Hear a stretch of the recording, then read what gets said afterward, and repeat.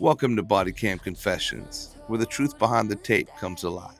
Today we're diving into the chilling and complex case of Marshella Chidester. What really happened, what the evidence shows, and what the bodycam footage reveals about the moments no one else saw. You're about to find out, so stay close. You won't believe what happened. Bodycam Confessions, raw and real.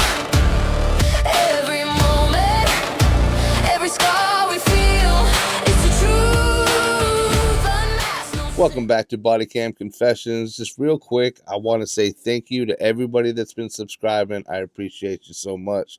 I'm just trying to get my channel to a point that I actually have a fan base, have some people to talk to and comment and, build a relationship with. So this video looks like it is intense, but I haven't seen it like always. I never watch the video before I react to it just because I want it to be like a natural reaction, I guess. So let's see what this thing's about. Based on official police records, it's the afternoon of April 20th, 2024. The Monroe County Central Dispatch is abruptly overwhelmed with calls about a disaster that has just transpired at the Swan Boat Club in Newport, Michigan, 30 miles south of Detroit. Oh my God. Jesus, Lord, Jesus, Lord, Jesus, Lord, Jesus. My Father's working on and hallowed be thy name. Why isn't 911 answering the damn phone? Monroe County 911, operator 2. What is the address of the emergency? And the car just went through at a children's birthday party. Okay, listen. Where are you at? The Swan Boat Club. The Swan Creek Boat Club? Yes. People are on the floor. Someone ran a car inside. There's children everywhere. Someone just ran into the building and ran in. We've got fire and EMS en route right now. They ran us over. Yes. We need multiple ambulances. We do have 5 ambulances en route, okay? You're going to probably need more than 5. Emergency. That's crazy. I wonder what happened. But, when you hear a 911 call like that, it's not easy for the 911 dispatchers to just know exactly what you're saying when they answer the phone and you're just screaming. I don't blame people a bit for being in panic mode and not really acting the right way, but it's so hard for 911 to get to the bottom of it. They need to know. These dispatchers got to know what's going on. Where are you? Where do I send people? How do I help you? That's all they care about. So even come off as kind of rude on the phone sometimes because they're so stern about getting you help. That's all that matters to them. Responders quickly arrived to find a gaping hole in the pavilion's north wall. They observed that a child who has been removed from under the car is blue and unresponsive, receiving chest compressions from Good Samaritans. Hold out from under the car. Okay. You may need oxygen. The firefighters are coming right over here. It's not going good. Take care of the baby first. Which one? Right there. Man, can you come with me just for a second? Are you driving? You driving the car? Can you come with me just for a second? Okay. Sit up. I passed out. Are you okay? I think so. Okay. I got you. What happened? I passed out. Okay. Have you been feeling ill or anything like that? Yes. She informs the deputy that she takes medication that sometimes affects her memory. Her unconscionable actions today, however, will be recounted in shocking detail by security footage both inside and outside the building. Were you here for the party? No. What were you out here at the boat club for? Are you a member? I was just coming down here. Okay. Have you been drinking it all today? A little bit, yes. Okay. Wine. Wine? Okay. Have it. What? It's weird because she doesn't really seem super drunk, but she's obviously out of it because she just drove through a wall. She did say she passed out, so it's hard to tell if she's telling the truth at this point because, let's be honest, and this is where people get gullible sometimes. Do you think people are always going to tell the truth when they get in trouble, right? So if you accidentally drove through the wall, you're just going to try and cover it up. If you were drunk and you drove through the wall, you're going to try and cover it up. So hopefully she's telling the truth, but this is already pretty brutal. What's your name, hon? Marshella Marshella what? Chidester. 66-year-old Marshella Marie Chidester has a long history with the Swan Boat Club. In 2017, she served as its commodore, the equivalent of the chapter president. While she sits in the back of the cruiser, emergency operations at the club escalate quickly. Central, all air units are clear. You can have emergency one back. Got the base off their nose, by the way. Yeah. But we need a deputy. We got a deputy here. Is anybody in there? What's that? In here? I don't know. Is anybody in here? My stepmom is here with my kids. I'm trying to find. She went all the way through, like through the room. Most of the time when you see people drive into a building, like you see half the cars in, half the cars out. But you don't ever see people drive all the way through that damn bitch. They're around here somewhere. Can we get in through this way? Can we get in? Yes. You guys working on an LZ? An LZ? You got, okay. Hey, fellas, there's 2 aircraft. As numerous victims are transported to area hospitals with critical life-threatening injuries, Marshella is administered a field sobriety test. When she fails, she's placed in handcuffs. Alrighty, so what's going on today? I went to lunch with some friends. Okay, about what time was that? Noonish. Okay, where was that at? At Verna's. At Verna's. What'd you drink there? Did you drink water, pop? Anything? I had a glass of wine. Just one glass of wine? Yep. Okay. Okay, so you have one glass of wine at Verna's. After that, what happens? You leave at noon. Where do you go? Came home. So you're going from Verna's to home? Yeah. And you left Verna's at noon? Yes. Okay. But then you said you went home first? I'm home here. Marshella and her husband are neighbors of the Swan Boat Club. She takes a breathalyzer test, which is required by Michigan state law. Keep going, keep going, keep going, keep going. Thank you. My gosh, that was so scary. While his wife sits in the back of a patrol. Sometimes with alcoholics, they can be super drunk and you can't even really tell they're drunk.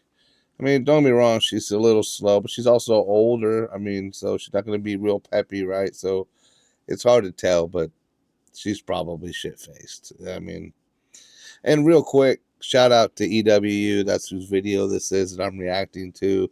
Explore with us. Make sure you go follow him or her, whoever owns that channel. They do a great job. It's a fantastic police activity, and them are 2 of my favorites. So, yeah, go follow them. Car, Marshella's husband stands in the parking lot, awaiting clarification. He's about to learn about the unfortunate journey ahead. Essentially, she had a little bit too much to drink, so she's going to be under arrest for operating intoxicated.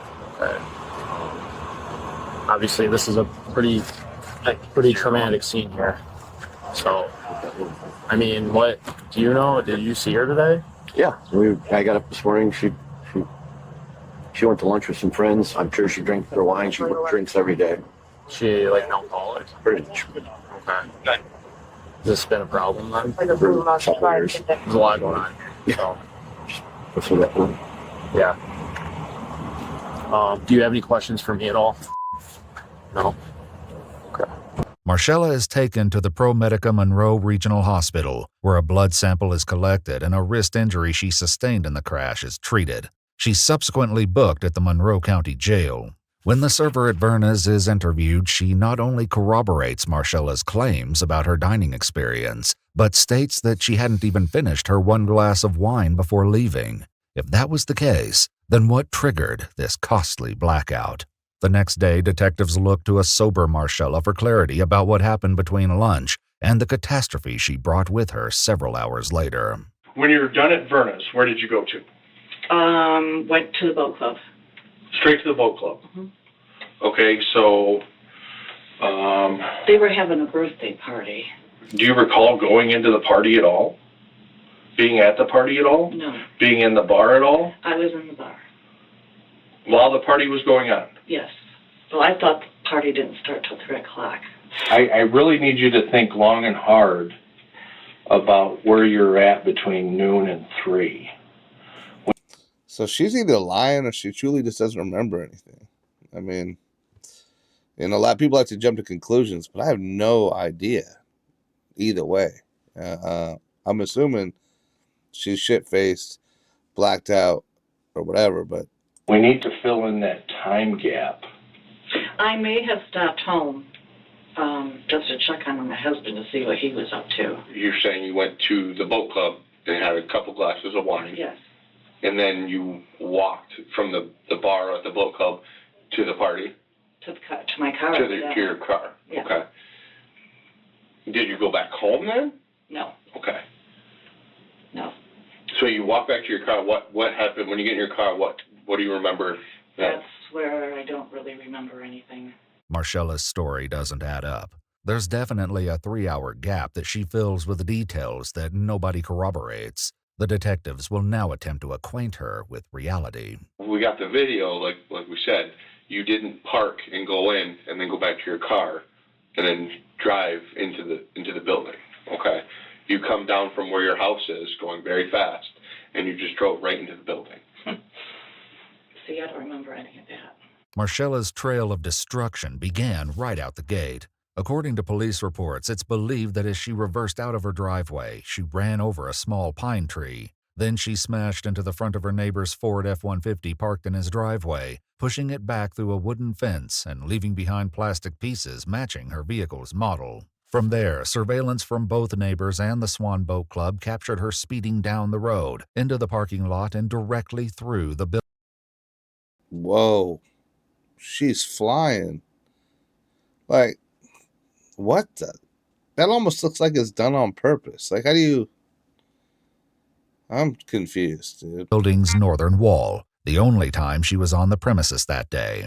Knowing that her experience of conversing at the bar and attending the birthday party is inaccurate, detectives hope Marshella may come clean about her drinking habits. Again, these hard questions, Marshella.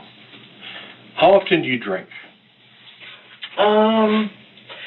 I was drinking quite a bit there, but I've kind of switched over and I'm doing a free now. What's a free? It's alcohol-free.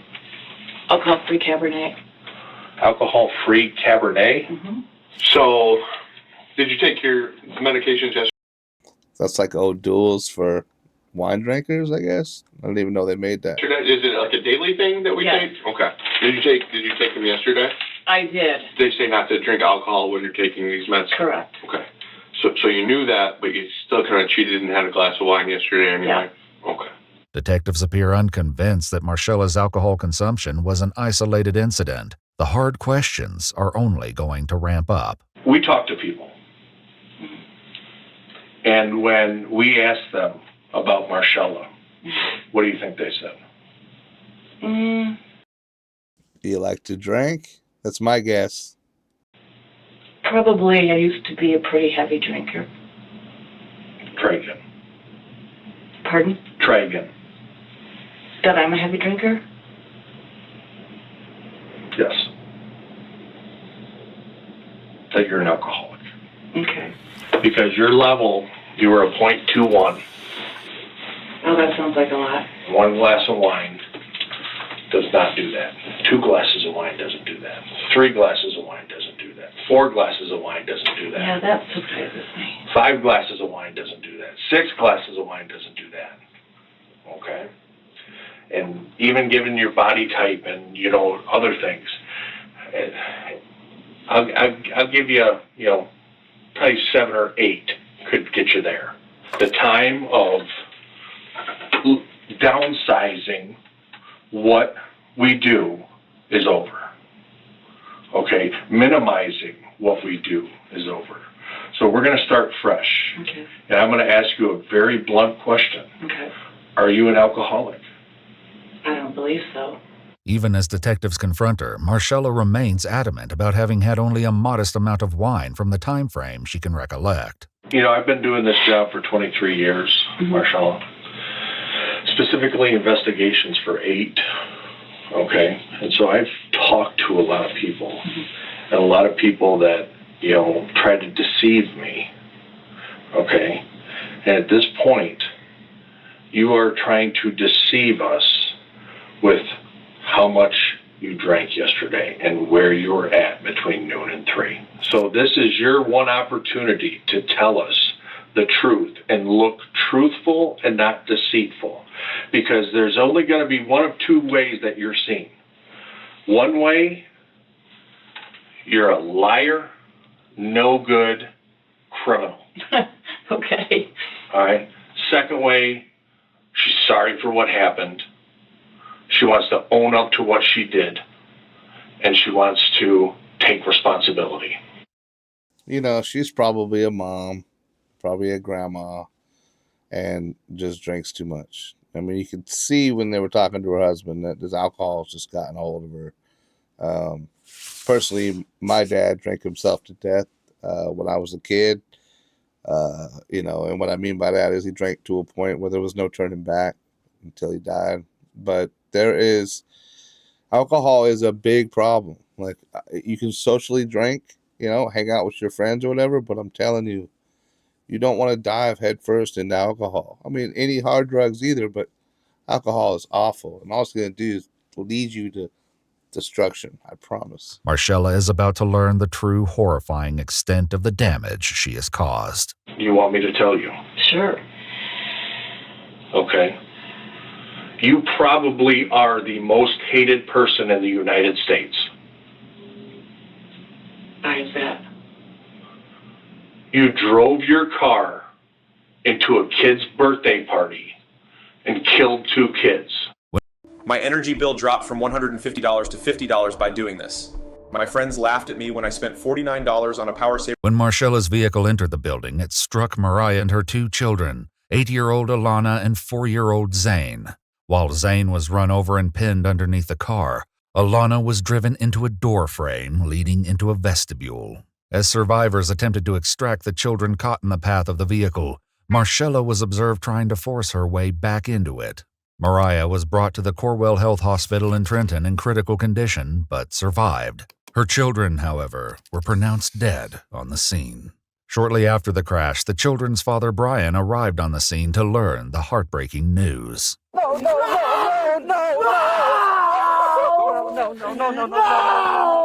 I'm begging you!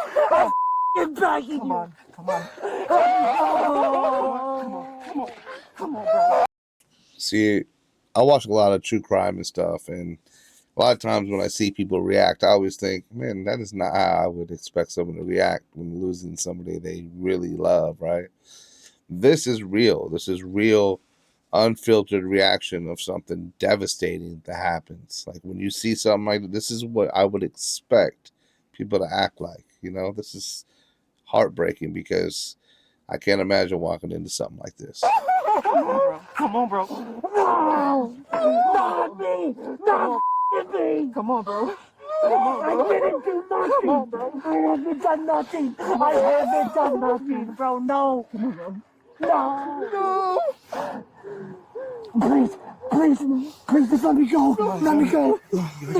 No! You're lying! This is a dream! This is a f***ing dream right now, bro! Please wake me up!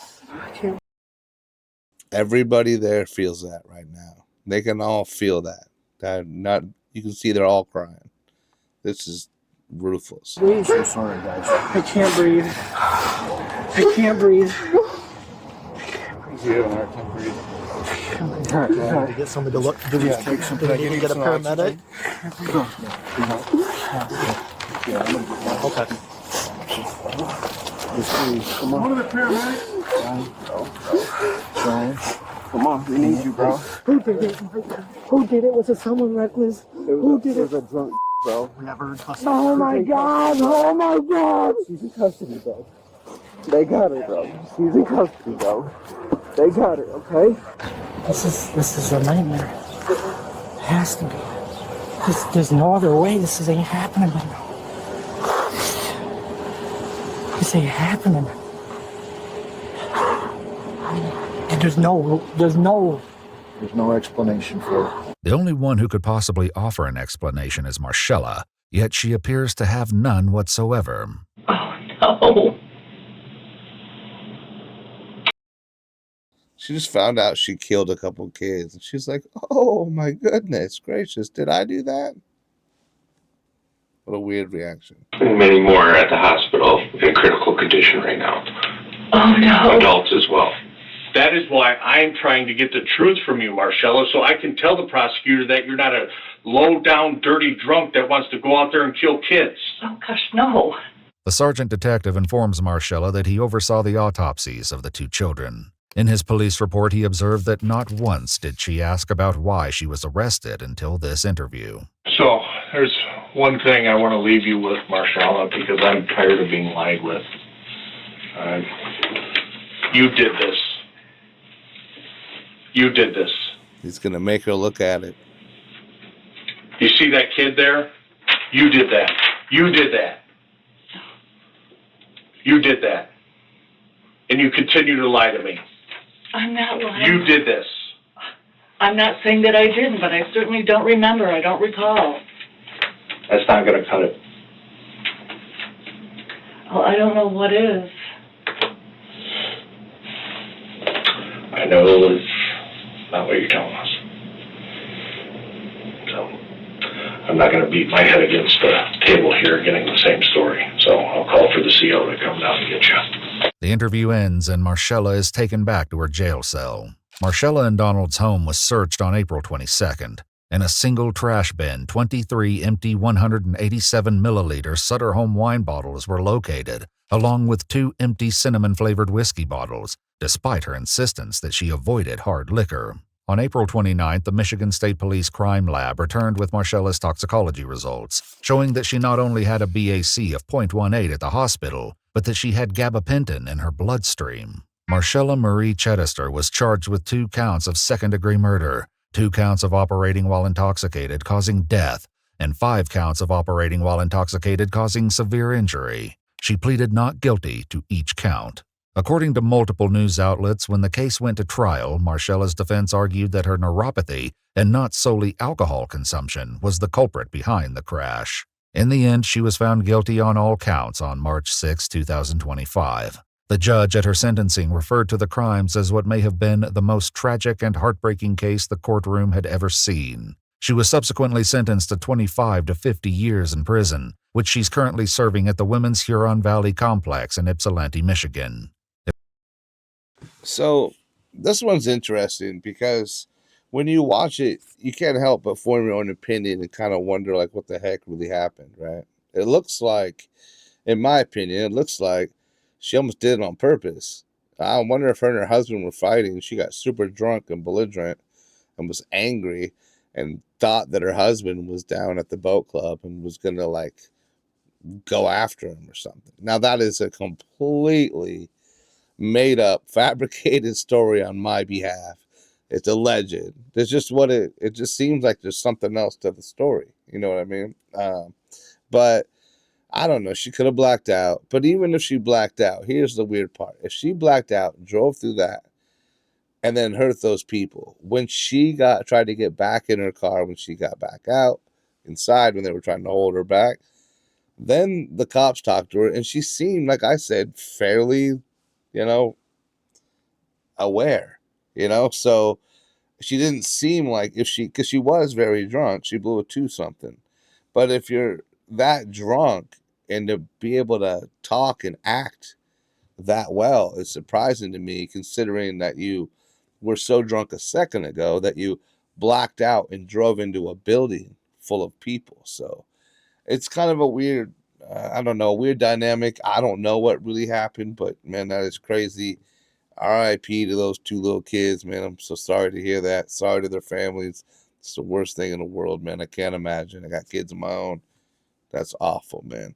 And I'm glad justice was served. You can't be reckless like that because that stuff can happen, I heard of a kid one time, he took a Xanax bar or something, blacked out, and drove into a lake. So you just don't know, man. So be careful. Don't do bad stuff. Try and stay sober, or at least socially mess around with your friends, I guess, or whatever, but don't do nothing crazy. Don't be irresponsible. Make sure you subscribe, leave a comment, hit the notification bell because that helps too. But hey, I appreciate you. I'll see you next time. The red light blinks, it's time to roll. Catching shadows.